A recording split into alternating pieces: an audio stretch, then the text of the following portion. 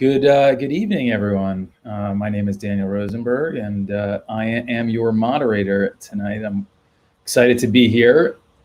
Tonight, I think we have a great panel of guests, and I want to thank them for being here. Before I introduce them, I wanted to make a l'chaim, which I was thinking I'm hoping that they're all going to. Can we bring them on, Adam? So I don't have to do this alone.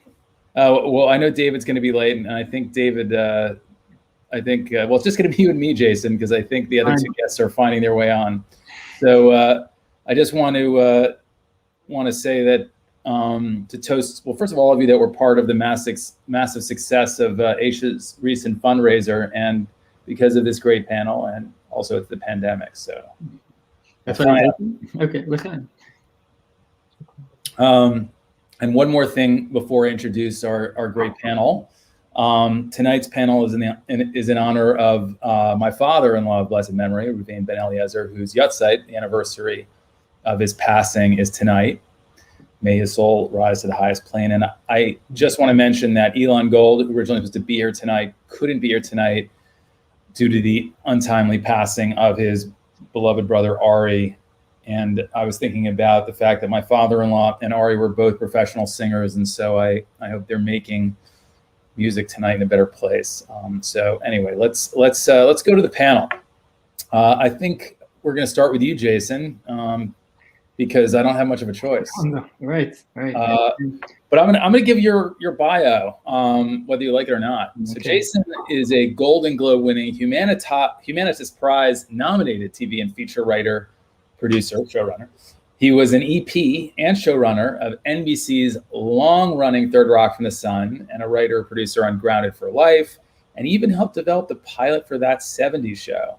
Most important, Jason and I are currently working together on a soon-to-be-announced animated show we recently sold to Netflix. So, and wait, he's not frozen anymore. That's our...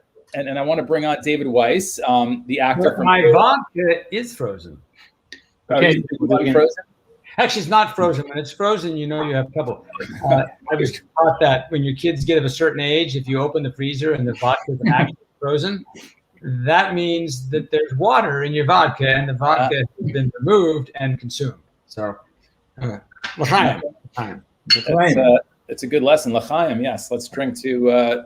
That chemistry lesson. Wait, also to the memories of your father, or memory of father-in-law. My father-in-law, yes. Okay, and my mother's Yahrzeit last night, and my father's Yahrzeit coming up, 42 years for mom, and about 10 years for dad. So l'chaim, and may their neshamas, may their souls all just go rocketing up. Yes, amen to that. Amen. Okay. By the way, the point of tonight is for our audience to watch us do l'chaim. Let me tell you about David. David's an actor from Baywatch. Actually, I looked up David's credits recently. And while there is a David Weiss, you may not know this, who acted on Baywatch, it's a different David Weiss, whose abs don't hold a candle to the David Weiss. I'll just have you know, I've got abs. I know. I'm announcing that to thousands of people. David's written on amazingly huge hits like Shrek 2 and The Smurfs, and we're excited to have him. I think... the last person I thought would be late tonight was David Sachs, but hopefully he'll be here shortly. We'll introduce him when he gets here. Before I jump in, I just want to thank Rabbi Jacobs for asking me to moderate. Originally, I thought I was going to be a guest on the panel, but he pulled a bait and switch on me, so I was demoted to moderator. I didn't even get a chance to introduce myself or talk about my credits or anything, but nevertheless, please support Aish by subscribing to their YouTube channel. And for every subscriber, a little angel is created in heaven. So I'm going to just jump in because I want to go right into, I think, the heart of this. David Weiss, did you ever feel like you had to sell your soul to be in this business? David Sachs is here. I've just heard David Sachs is here. There was one moment. There he is. Okay, David Sachs! Hey, how are you? Pretty much that moment is now. Here with you guys. And I'm David, I'm going good to answer. introduce David Sachs in a second, but we're going to get the answer out of David Weiss. I'm just going to call you Weiss and Sachs for the remainder of this. Okay, so as you know, I was briefly for 15 years a born-again Christian. And when I got to town and went to film school, one of the first gigs I got offered, I wanted to be an actor, I thought. So I kind of had an acting agent and was going to film school and didn't know what was going to hit. So I got offered a gig on a new cable channel called the Playboy Channel. And they were doing comedy shorts. And they wanted somebody to wear kind of thick glasses and they couldn't really see what they were doing. And they were supposed to like drive a cart full of boxes into Bob Guccione. Was he the... He was Penthouse, right? He was Penthouse, right. And this was the Playboy Channel. So they were making fun of Bob. And I was supposed to be the nerdy guy with the thick glasses who couldn't see where he was going and smashed Bob Guccione off camera. And I remember thinking, as a Christian, that was very like, God, the Playboy Channel, but you got to get in. We had a motto there: you got to get him into the church before you can preach. So it's important. If I have this opportunity, then how will I ever share the gospel? So I did it. And I shared that with my pastor in my youth group or whatever, and they were like, "My God, what the hell? You had this chance to do the right thing, and you sold your soul to get into business." And sure enough, the thing was a disaster, and they couldn't use the footage. And but I was in film school at the time, so I remember saying to the director that the angles were all wrong. It wasn't going to look like there was an impending collision. He needed to get the over the shoulders and the reverses. And then it was kind of a new director, I think, and the producer literally grabbed me by the ear and pulled me aside and said, "If I ever catch you talking to my director again, I will fire you." And so I kept my mouth shut. But everything I had said came true, and they couldn't use the footage. So they had to reshoot it, and they reshot it properly. And I got invited back to reprise my role. So I had the opportunity to get it right, to do tshuva the second time. And I did not turn down that role because I was sure that I had to have this part to start my career. and the rest is history. I never acted again. So I guess God did get the last laugh. Always does. So, I want to give our final introduction, which is to David Sachs, who's currently the head writer, showrunner of Final Space, which he executive produces with Conan O'Brien, someone who used to sleep on his couch at Harvard. David also has written on The Simpsons, but what self-respecting Harvard graduate who is also the editor of the Lampoon hasn't written on The Simpsons? So it's really, you put a light on, David. Finally, I can see you. So I'm going to throw that question out to the two of you guys. Jason, David, tell us if you also had a moment when maybe it wasn't about selling your soul, but you really thought, is this really, or is this going to go against what I stand for as a human being, maybe as a Jew? David, go ahead. I'm thinking about a moment on Third Rock from the Sun, and that was about aliens, and it turns out that they just sort of like randomly selected this last name Solomon off I think a moving truck or something like that, but in their naivete and their strangeness, they decide if their last name is Solomon, we must be Jewish, right? So anyway, so they think that they're Jews, and there's another storyline in that little half-hour comedy episode where the female member of the crew starts dating someone, and John Lithgow at the end of the episode says to her, "Is he Jewish?" And that was supposed to be very funny because we want Jews to marry Jews, and she. The executive producers wrote this line for her where she says back to him, "Does it matter?" And I, sitting on the writing staff was like, yes, it matters. It matters a lot. Like, should I say something? Should I not say something? I was very new on the show at that time. And, in life and there's a lot to be said for choosing your battles. And I remember like really feeling like kind of tense about it. And it turns out that the line didn't get a laugh, so they just took it out. That's great. Look at that. All right, Jason, you're up. You've had a lot of time to think about this answer. I know. This is the one question I gave you before we started, so better be good. I feel like it. No, I don't have a good answer. I feel like you're always walking that line of, as a person hopefully advances spiritually in some way. Like you're beginning things become more uncomfortable. And you have to reassess that thing. My Third Rock story, which was the most formative one for me, was actually because I knew David on Third Rock, and I just began to keep Shabbos. And when I began to keep Shabbos, there was an event on the show where John Lithgow, the star, had broken his foot, and we were asked to. My partner and I at the time were asked to write an episode over the weekend, and I had just kept. I'd been keeping Shabbos, but I hadn't told anybody at all. I hadn't told my girlfriend at the time. I hadn't told anyone. So now I was supposed to. The question was, should I? If I'm going to write this episode over the weekend, it's a big endeavor. Normally it takes a couple of weeks to write an episode. We were supposed to do this in 2 days. Was I going to betray this thing that I had just begun to do in my life? So it was very tense as I tried to figure it out. But I ended up just confiding to my writing partner that I'd begun doing this, and I didn't end up, working on that Shabbos. And it was an enormously powerful thing for me to have resisted that.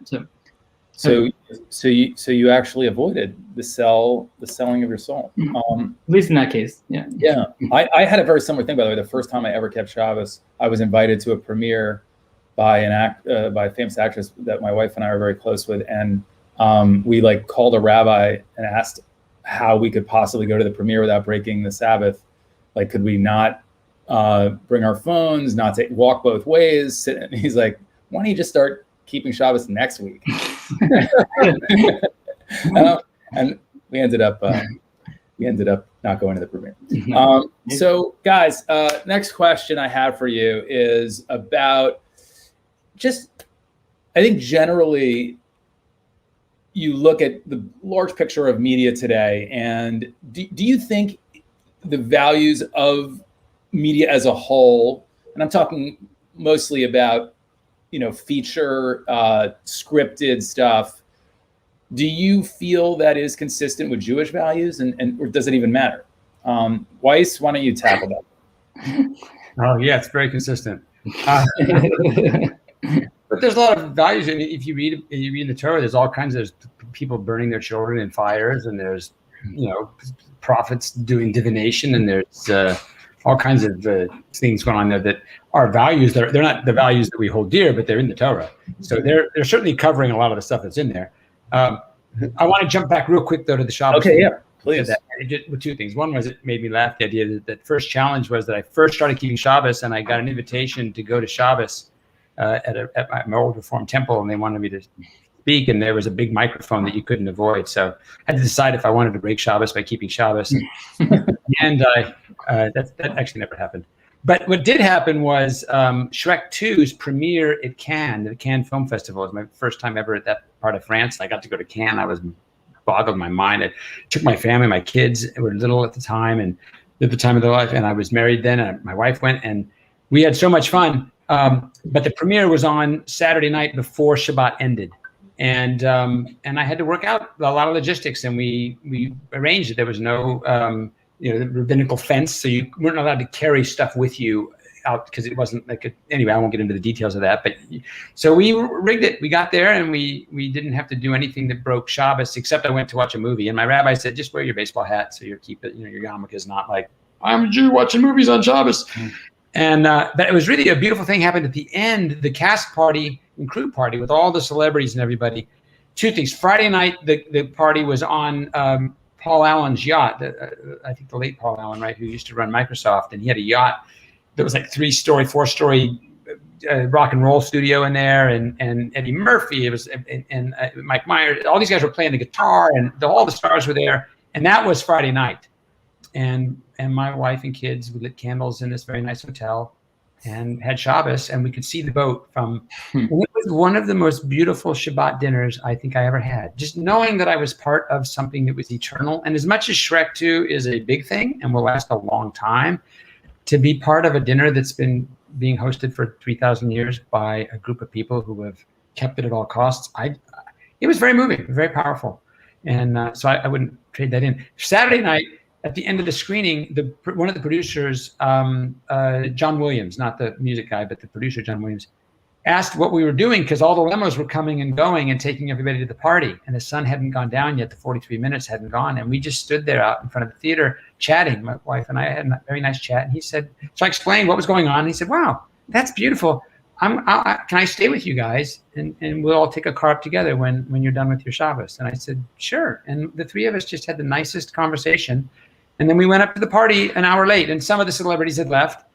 But again, it felt better than just being a part of the crowd. It was really lovely. Anyway, values in Hollywood. Here's what I find. Whatever sells, whatever's going on now, you're trying to sell tickets. And I'm sensitive to that. We have remodeling going here, so I've got a contract with building. Sorry. So it's not following values. In fact, usually shock values helps out. The people that I work with in Hollywood tend to be beautiful, salt of the earth people trying to raise their families and do stuff. And their values are fantastic by and large, but yes, it's kind of whatever sells. So there's this sort of slow slide into things that will get people into seats. And now a good story sells, and rich characters sell, and redemption sells. Beautiful things sell if they're done well, but it's hard to do things well. So if you can't do things well, do things shocking, do things sexy, do things really, really funny, and maybe even tearing people down a little bit. That's easier, and it's hard to write good stuff. So we slip into that. Yep. David Sachs or Jason, do you want to add anything to that? I think that was a beautiful answer. I'm just going to go with that. I want to know what you're remodeling. Yeah. I'm in a beautiful duplex. I bought a duplex. I'm single, and I got a duplex. I need to remodel. So this is all new. It's all new stuff. Everything you see is new. It's looking good, man. Yeah. Very good.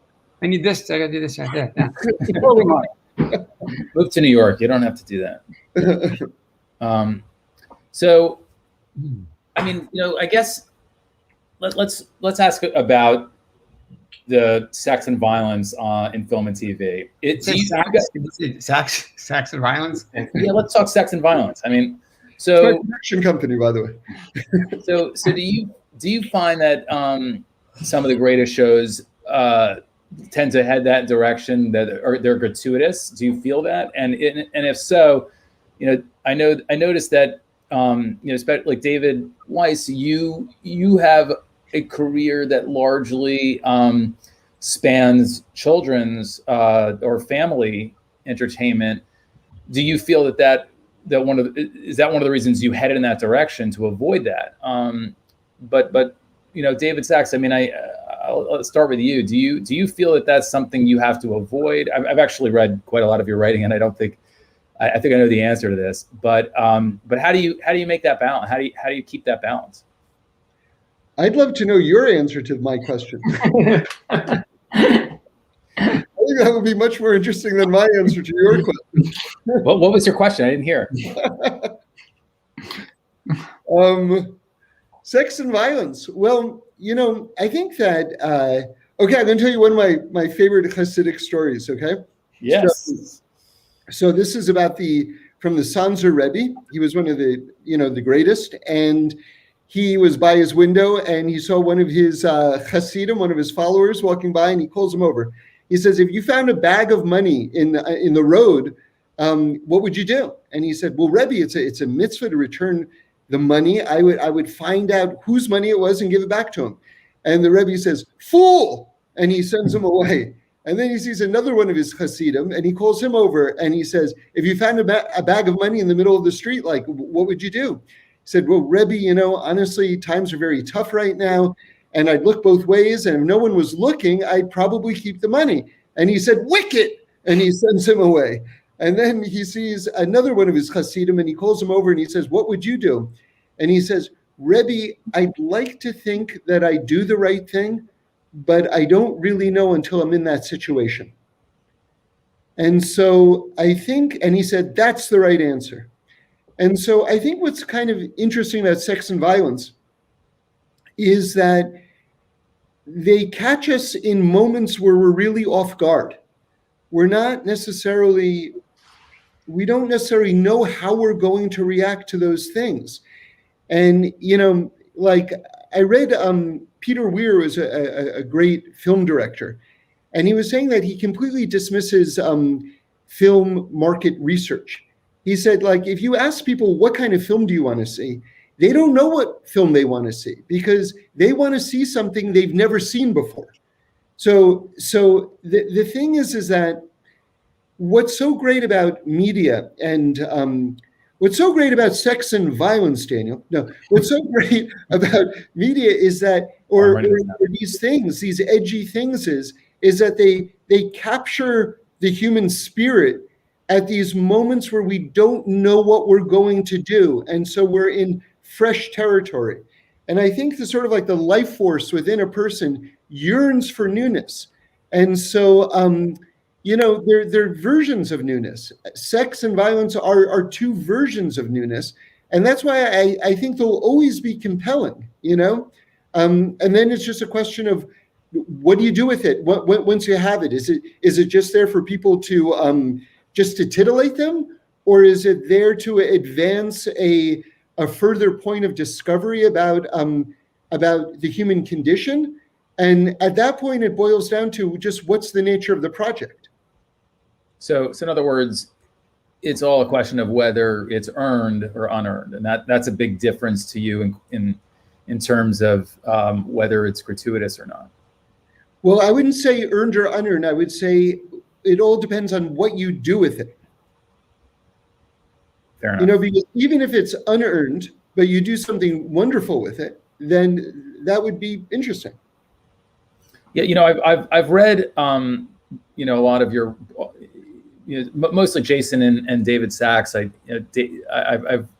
read a lot of your work over the years, and I think what surprised me was that you didn't necessarily shy away from that subject matter, but when you did handle it, when you did write about scenes of where there was potential violence or subject matter of sexual nature, that it did feel generally character driven, or it was handled in a way that really did do exactly that, uncover the human condition. So I guess to David Weiss's point, hey, listen, it's all in the Torah. There's nothing new under the sun. So I think the question though has become is that the media, by and large, isn't treating it that way. And is there a way, do you think, or will there ever be a time when the media possibly makes that right turn and realizes that perhaps their approach to these things may not be as healthy?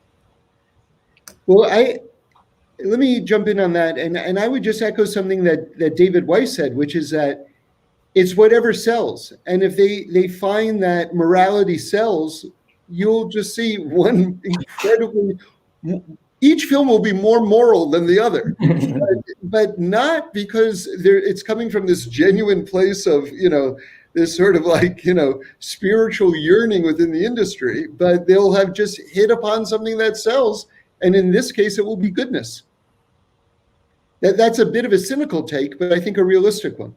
Yeah, I do too. I mean, I think of some of the films that, a film like Slumdog Millionaire, a film that, by all accounts, checks a lot of unique buttons or boxes, I should say. But I wonder whether a film like that, that does, tell a little more of a moral tale that has, global, and there's many examples of this that has there's global love.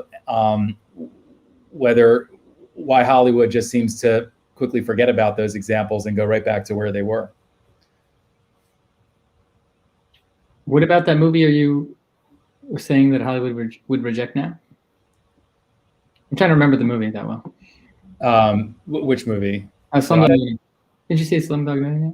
Slumdog Millionaire, yeah. I don't know why. That movie had some racy stuff in it. I mean, that was not without violence, and as I recall, not without sex. Serious violence. That was had a lot of real life in it. But there are a lot of movies that are very uplifting that Hollywood they don't run from it. I mean, a movie like this is going back a while, but a movie like Bruce Almighty or even Groundhog Day. These are movies that celebrate goodness. I mean, God, I get my eyes water up so much when when Bruce at the end of that movie basically something to the effect of, God, please give her a guy that will see her the way you do, like with your eyes. And it's, oh my God, it's a powerfully beautiful movie. You know, there's a lot of that stuff.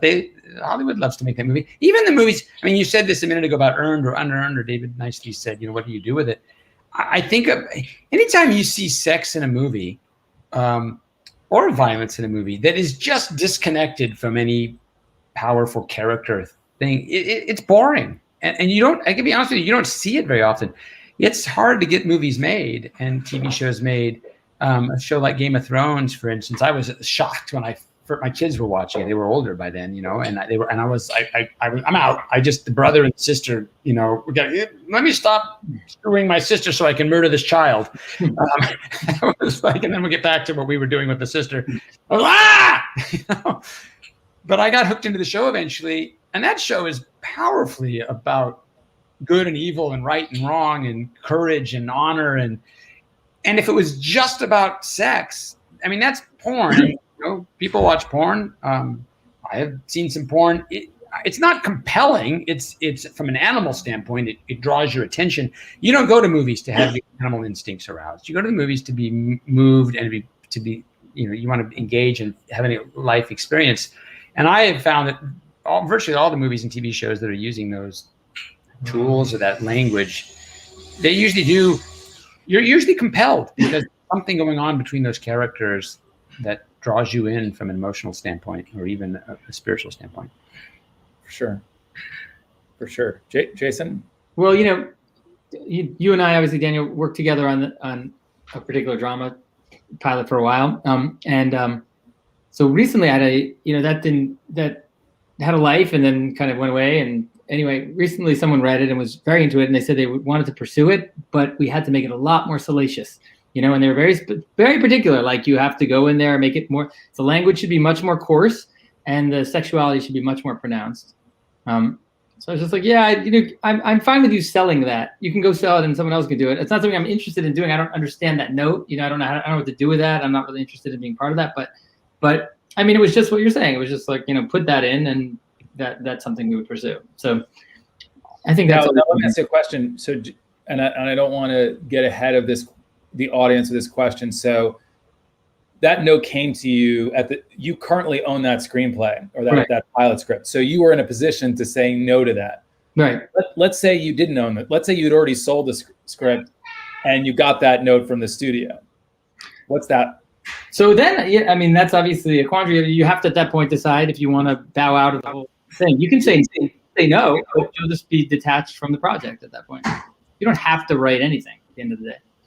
I had that issue on a TV show I worked on with my writing partner, and we pitched the idea. We liked the idea, but it got raunchier and raunchier as it went. The episode was called "Porno for Pyros," and it was basically an episode where a guy was in a bathroom looking at pornography and doing what one does with that when the store was robbed, and the robbers put a rack of liquor up against the bathroom door to keep him from coming out, and some of it broke, and he got freaked out that when the alarm went off that he was going to get caught with pornography, so he tried to burn it, and then it lit the liquor on fire and the whole store went up.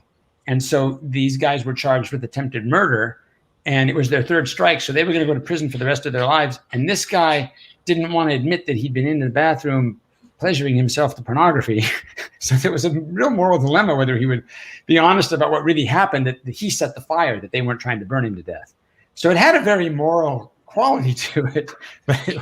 But I had to go and ask my rabbi, I'm like, can I write this episode? I mean, we pitched part of it and it took this dark turn, and he got into a whole Talmudic discussion. And in the end, it was decided that we should write the episode. And there were really neat Talmudic principles that came into play. Like, did I create it? Would it be done would it be done without me? Like, it was going to be done anyway. Could I easily get another job to feed my family? There were a whole bunch of like rabbinic questions that get asked. You could walk away, which is be an honorable thing to do. But there are places where a rabbi will tell you, you know what, it ain't great, but you probably should keep this gig and then look for a better job as soon as you can, kind of a thing. And in the end, it ended up being a pretty moral episode in terms of really posing a nice moral dilemma. So interesting. I've had those experiences too, with going to a Rav and being very surprised by the criteria being used. I thought you were going to say I've been in those situations too, being set on fire in a liquor store. Pornography in the bathroom. We've all been there. We've all been there. Yeah.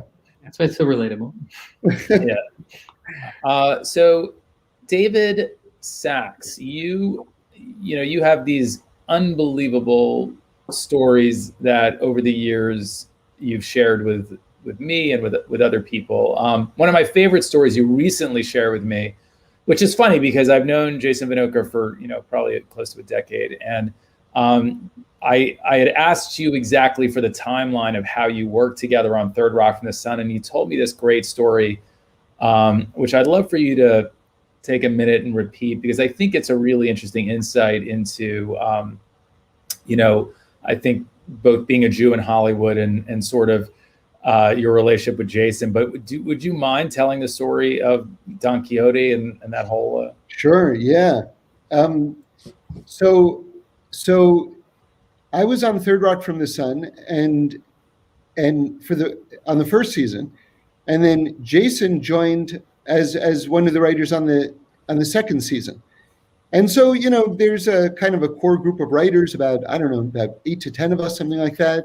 And there's a camaraderie among them. And so Jason and I were just starting to get to know each other. He was sort of the new kid on the block. And so he'd kind of wander into my office and we'd talk about this and that. And then we started talking about Judaism. Jason knew that I was observant. And so he was asking me different questions about that. And then, in the early goings of these conversations, all of a sudden, I don't know how or why it hit me. One of my favorite writers is, he's an Argentinian writer. He writes these short stories that are like mind-bending stories about infinity, right? His name is Borges, and I really recommend him. That's his last name, Borges. You can look him up and buy one of his books. You won't be disappointed. Anyway, he has one story called, the name of the story is Pierre Menard, author of Quixote. And it's one of my favorite stories, and I've never stopped thinking about it since I read it. And what it's about is, it's about this fictional character who's a writer named Pierre Menard, who decides to write Don Quixote. But what's so strange about this is he's aware of the book Don Quixote, and the book Don Quixote has already been written. And he's read it at an early stage of his life, doesn't remember it that well, but sets about to write it independently at this point. In other words, he's not going to consult the book. He is going to somehow perfectly duplicate Don Quixote on his own. And he manages, in the end, to actually write word for word Don Quixote, right? Or at least several chapters. And Borges, the author of this story, declares his fictional author, Pierre Menard, that Pierre Menard's version of Quixote is infinitely better than Cervantes. His triumph is even more incredible. So this idea that, anyway, it's, you just think about it, you can read it, it's great. So I thought, Jason and I are talking about all these wild ideas and everything like that. He's got to read Pierre Menard, author of Quixote, by Borges, right? He's got to read this story. So I'm excited with this thought, and I'm like, okay, I got to go to his office and tell him. So because this was in the early goings of the show, of Jason being there, I had never been to his office before. And I walk down the hallway, and I walk into his office, and he's not in his office. And now this next part of this story, I don't know how you can understand the next part of this story. I then see on his desk, remember, I've never been in his office before. We've never discussed these things before. On his desk is a book of short stories by Borges. And I look at it, and there's a pencil in the book. And I lift up the book to where the pencil is, and it's on the first page of Pierre Menard, author of Quixote.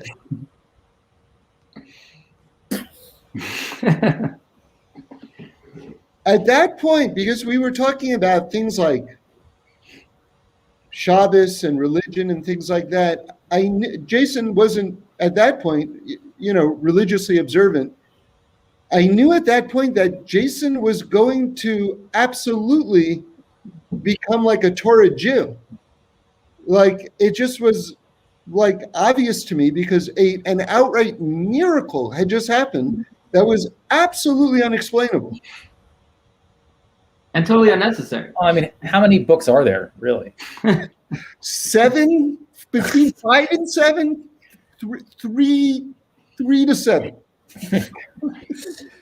Jason, what's your explanation for that? I mean, I don't think I can give an explanation for that, but it's a good story. Right. It is a good story. It is. What were you doing, Jason? I never asked you. What were you doing with that book on your desk, by the way? I was reading it. What do you mean? Well, that was my question, David, but you asked it in a much more direct line. So it's funny. I mean, David Weiss, you also have a very fascinating story, which you mentioned earlier about your time as a Christian missionary, which I don't know if that fits into our subject matter, but I think it is just as fascinating. I may convince Aish to bring you back and talk about that one. Let me get back to coming back to my kitchen with a bottle of frozen vodka.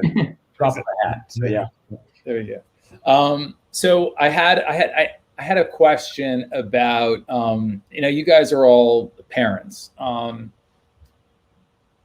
You see what's out there, which is, every generation thinks that the morality of the content gets worse and worse. So, that at least, when we were kids, it was pure, and now it's just horrible. But I think it's probably the case that it was just as bad when we were younger too. But the kids' relationships with screens have certainly changed, whether the content hasn't.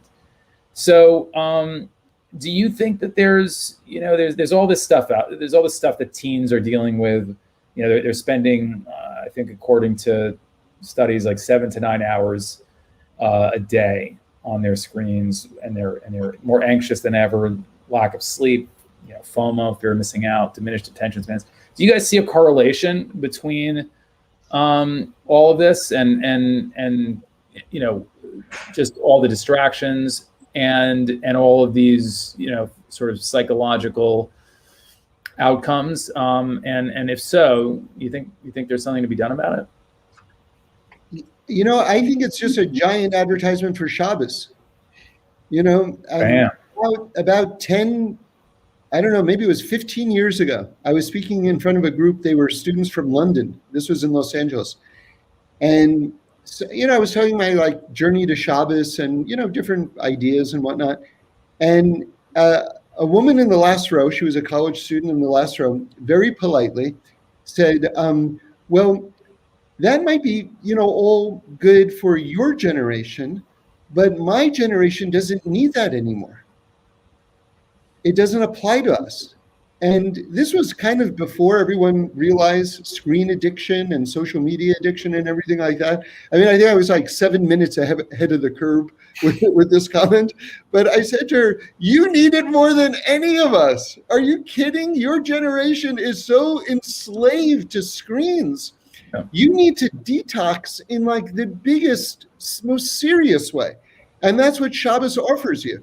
So it's just amazing, the eternality and the infinity of the Torah, the genius of the Torah, that it's never been more relevant than it is today. I have kind of a twofold feeling about that. And I didn't let my kids watch TV. I was construction, sorry about that. I didn't let my kids watch TV commercials. I knew I couldn't keep them off the TV. We did for a while. We kept them off the TV, but eventually, we caved. Because all their friends were, you have to kind of choose if you're going to live in a bubble or not. And but I'm really grateful because they don't buy as much stuff, because that's the way advertising works. It's the repetition, and so the stories that they watch don't have the same power of the repetition and the repetition and the repetition. I mean, some people, they watch stuff over and over again. But I grew up watching, Brady Bunch and Partridge Family and all these shows, and Love American Style was a big one. And so I thought love was, a couple of people standing at a bar and the nail gun back. The nail gun has just been unplugged. He's getting ready to go home. So I was pursuing relationships, and I thought it was all like that kind of So that it confused me. So the media can throw you off. Also, I'm not an expert on this, but David Pelkowitz, who is I think he's a professor at Yeshiva University, he's a psychiatrist, said there's all these studies that show that the way we learn empathy is in a conversation. And this probably helps because apparently, I think this does. Zoom is different than the phone and then texting. Because the way our brains are wired, when I move my hands like this, the way your brain processes my movement is that the part of your brain that moves your hands like this fires according to the same way. You process watching this, the same synapses that I used in using this. And the result is that when we talk to people, we develop empathy. They're saying it's an empathetic, that's how, and the new studies are showing that with all the texting, and people are, texting with exclamation points, and people say stuff in text that they would never say in person, to somebody. And so the studies are showing that there's a change in the loss of empathy, which is a scary thing. Now, I'll balance that out by saying this. I think it's here to stay. I don't think there's anything to be done about it. I think David is 100% right. For people who are wise enough to tap into taking a break from it, you see the power of taking a break from it. And my own daughter, who loves her phone more than anything and doesn't keep Shabbos, in the way that I do, in a really strict religious sort of way, but she will just take a media break. She goes, I'm off social media for 2 days, and she'll just do it self-imposed now and then because she sees that it makes her crazy. The flip side that I think gives me optimism is every generation has said this is the thing that's going to end mankind. And God runs the world. And when he's had enough of our being here, he'll let the thing be the thing, whether it's global warming or the lack of people being able to have a dialogue in our country without trying to destroy each other in a conversation. Whatever that thing is, that's the new worst thing that's ever been, then he'll let it do it if that's the way he wants it to go. Meanwhile, he's got a lot of love in his heart for us. And I think you read Socrates or Plato about young people, it's that great quote where he says, their clothes are torn and they speak disrespectfully and they're dancing in a horrible way. And it's just always the end of the world. Mm-hmm. And one day it will be, but I don't think this is it. Unless it is. And then I'll stand corrected. And I'm prepared either way because... Well, no one's going to be around to basically hold you to the fire there. Jason? So what's the question again?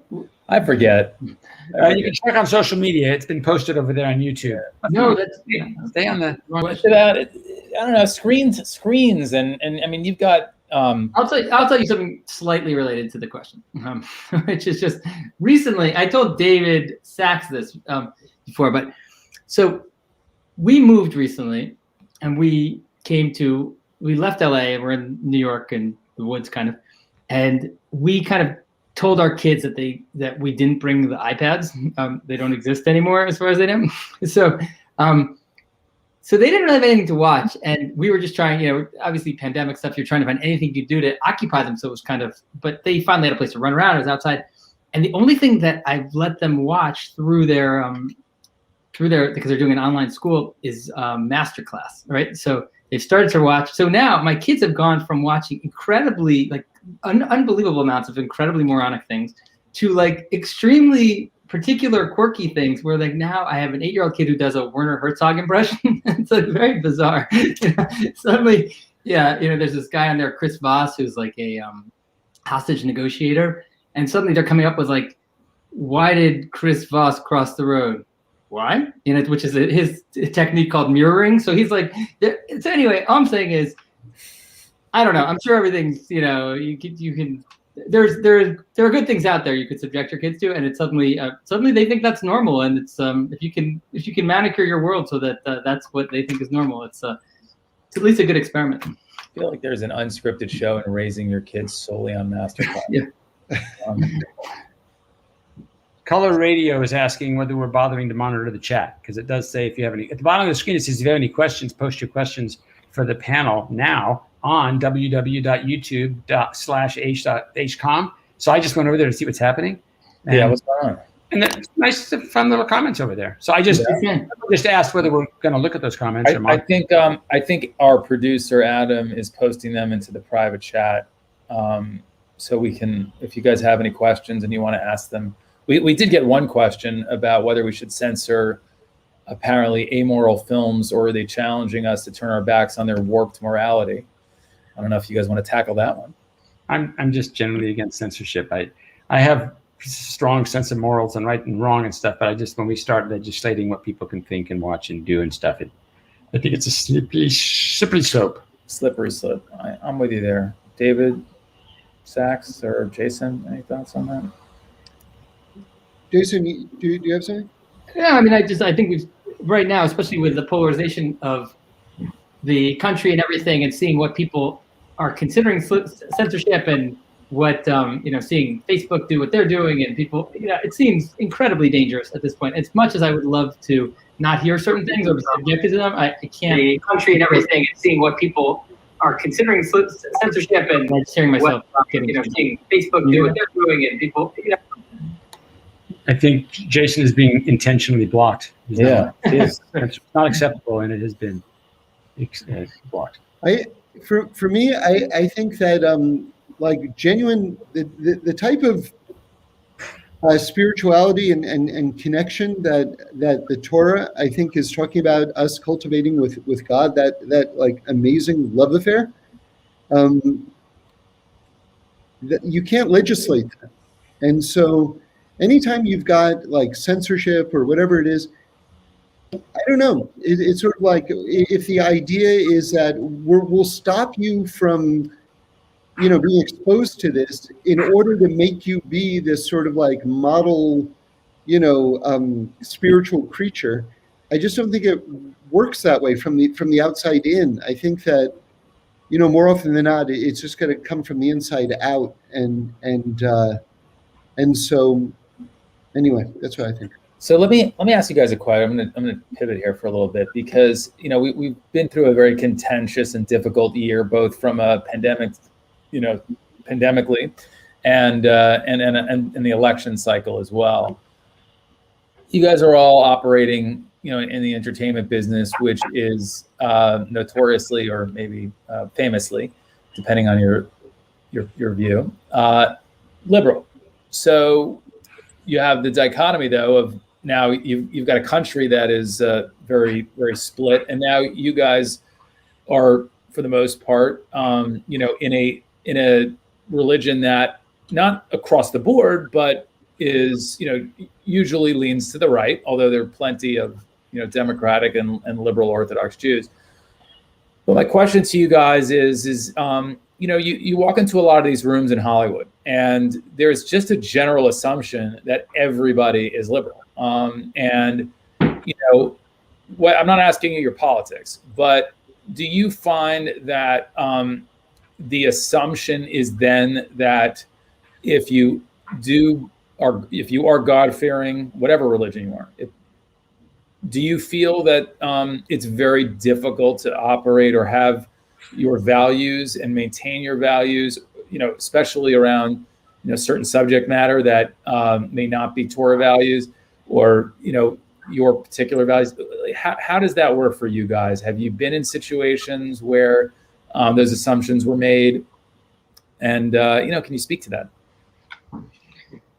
I think the more decisive a person is in his particular identity, it's helpful to not be faced with those problems. Like when I've been in writers' rooms where, I've made it known up front that I'm an observant Jew and this is who I am. There's no, people are respectful, I think, and everyone's different, but people can be interested and respectful, and you don't face necessarily that problem. But if you're hedging too much, then I think it's harder to exist in those spaces. Do they try to sort of bait you into some of the difficult conversations?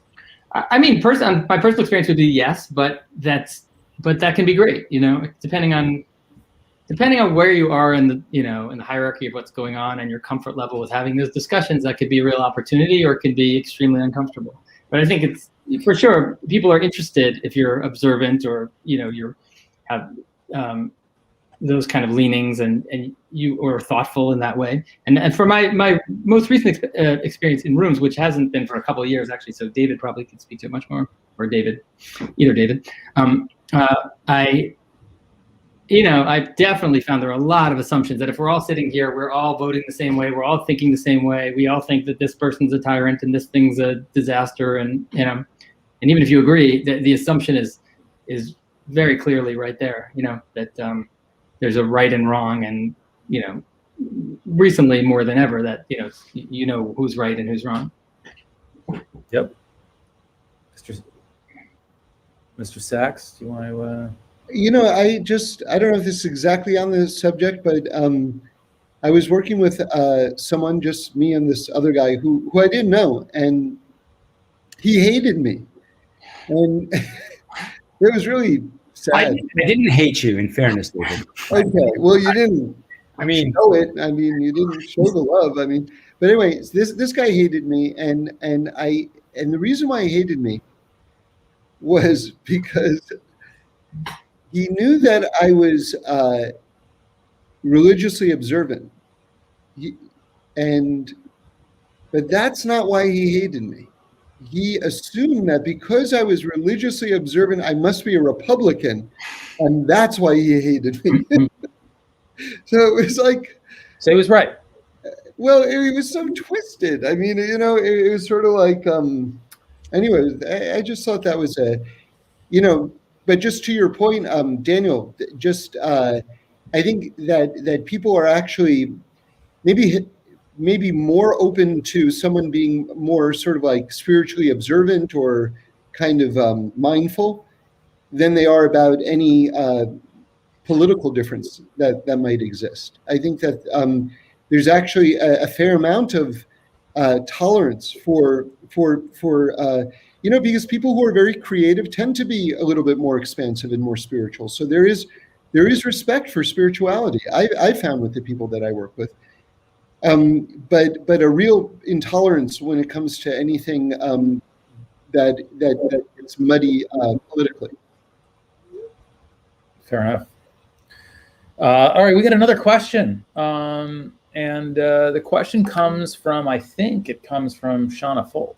And it says, Jews often flourish in creative careers. Do you attribute this to generations of Torah study, which is also story-driven? Objection, Your Honor, leading the witness. Well, it's a great question because she's giving you the answer. You just have to put your own words. Just make it look effortless, guys. Yeah. I find that Jews are very good at being creative because we have these generations of Torah studies, which I missed a lot when I was a kid, but I caught up on later. I think Jews are, one of the things they say about Jews is we'll kind of be good at whatever we do. And part of that is this blessing of being a chosen people or whatever. We've got 3,000 years of really being addicted to books and stories. So I think that makes a ton of sense. David Mamet has a great little chapter in his book about Hollywood, Godzilla versus Bambi, or Bambi versus Godzilla, where he talks about that basically the theory that in the village in the Middle Ages and long before that, the guy that got the most beautiful and the most fertile procreative wife was not the strongest macho caveman. It was the best student, right? Because we've so valued. So it was the rabbi's son who was this brilliant scholar would get the best, most amazing woman, the smartest, most powerful, healthy woman, and so it went that way. And the guy tended to be sort of on the spectrum. That these guys that were great at Torah study, it's worth reading the Mamet chapter. It's cool. This obsessive focus, socially a little bit out of it. Just being able to stay with the same thing to the end of time, basically, and drowning out everything else. And there is something genetic to it, I think. I agree. I think that there is something. I think storytelling is also a great element in survival. I think first of all, there's a famous story of Scheherazade, right, in the 101 Arabian Nights, about how she literally saved her life by being a great storyteller. If you don't know the story, every night the king would bring another woman who he'd ask to tell a story, and then he'd have relations with the woman and kill them in the morning. And this one princess basically kept him on the hook by not finishing the story and saying she's tired, and that's how she ended up saving her life and becoming the queen. And I feel like that's the story of the Jews, that the Jews have this incredible ability throughout the ages to create a narrative. And I think, if there's, as the saying goes, to the victors write history. And so I feel like that's actually part of our success is that our survival has allowed us to create that narrative as well. Andres, Hey, Andres, you're famous now. This guy can put molding up and pocket doors like there's no tomorrow. And Adam, our producer, can you put his phone number at the bottom of the screen? Let's see if you will. So I don't know, Jason. I don't know. This was all planned, so I can't act so surprised. You're asking me what? Yeah, Jason, what do you think about David's contractor? Wonderful. I haven't seen the pocket doors yet, but I'm really going to sign up. I don't know. You want to add anything about the Jews and narratives? We can go to the next question. Let's go to the next question. All right. So we have another question here from David Deverett. I hope I pronounced that right. And he's asking what you guys would like to leave behind legacy-wise. Judaism, film and TV, all of the above. Short-form video, social media. I'm already very happy. I don't want to say I'm going to rest on laurels, but I would love to do more of this. And that is, like, I mostly just want to, when it's time to call it a legacy, I want to say that I was a kind, good guy, and that people felt like I treated them well, when I did the work, and then I didn't do any damage with my storytelling. So you have a lot of work ahead of you. I do. I have so much work. And I will say one of the things I'm most proud of, and it was the first thing I got produced after I left the church, was the Rugrats Hanukkah special. And the thought that, millions of kids have grown up watching this show where the full-on story of Hanukkah was told in pretty good detail. And we didn't make fun of Hanukkah. We didn't, lampoon the religion. We really just told the story. We found other ways to be funny. And I'm so proud of that, So if I can not mess up that legacy, and I can, as I continue to work, try and, you mentioned like the work I do tends to not be real adult stuff, and it was a happy accident. I think God sort of knew. You take a footstep in the direction you want to go, and God will sort of give you the strength to keep going that way. And I'm sort of a junior high school kid at heart, like sort of goofy. I saw E.T. and was like, I want to make movies like that. And I never got to do anything quite as big and adventurous as that. Shrek 2 is kind of a big thing, but that's not my vision. I was, really blessed to be a part of that wonderful team. But I tend to do stuff that's, in that vein, and I am glad that it doesn't do damage. So I would say if it can first just not do any harm, I'm really happy. Do no harm. I like it. Mr. Sachs? Two things come to mind, but neither answers to the question. One is that my dad wrote his own tombstone, which awesome. I thought was like a really great thing. He said he was dead when he wrote it, which was mind blowing. Yeah. No. He said, I wanted to say one word. No, well, I guess it's technically two words. A mensch.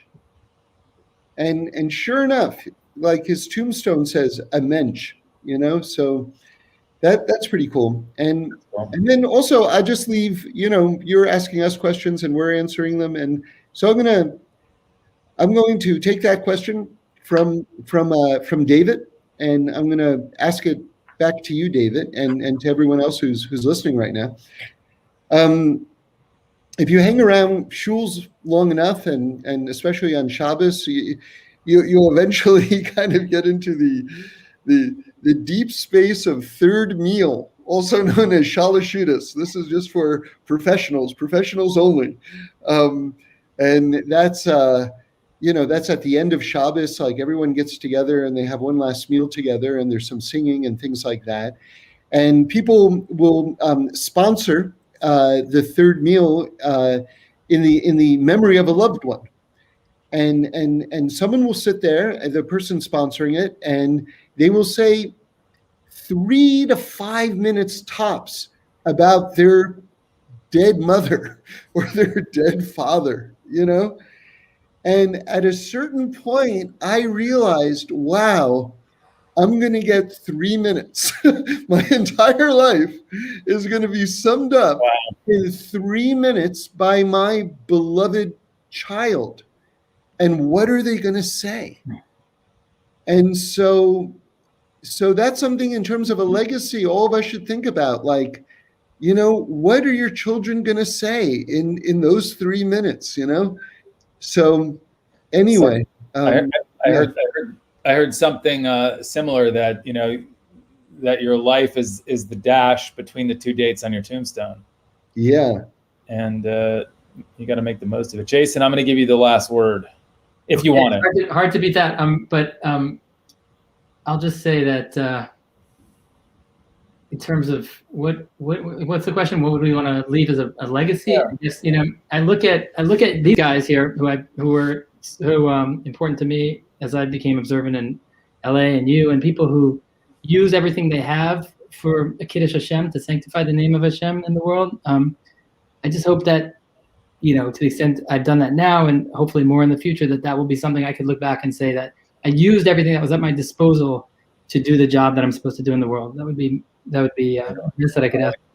Daniel, I have to jump in and steal that last word and just give some kudos to David Sachs and to Jason. One beautiful thing about the mentioning of Third Rock is that the three of us were all on the CBS Radford lot at the same time at a young part in our careers during that show. I was across the hall on Sybil, the Sybil Shepherd show. And I didn't know anything about keeping kosher, really. I was just starting to play around. I was running a yarmulke, and I was not eating the meat in the cafeteria there.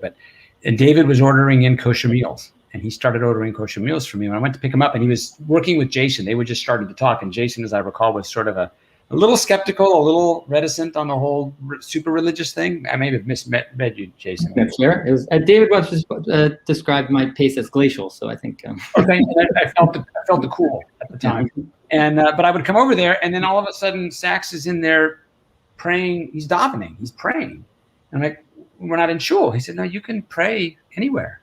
And I started doing mincha because of him, and I realized I could get kosher meals in, and that was really the beginning of some big changes for me. So the fact that the three of us were all, I don't know if you guys are you up here? I don't know how we're I was working there, but I'm so grateful to be reunited with them on this show. I haven't been on that show together, and that's a great legacy for you, Mr. Sachs. Oh, wow. David, you certainly have a future on the remake of the Brady Bunch with those moves. You're welcome. Guys, I am going to wrap this up. I'm going to thank all you, the three of you, for really great insights and sharing some fun stories. And I know that Aish is grateful to you for joining us. And thank you to all of you guys out there for joining us as well. And have a good night. Thanks so much.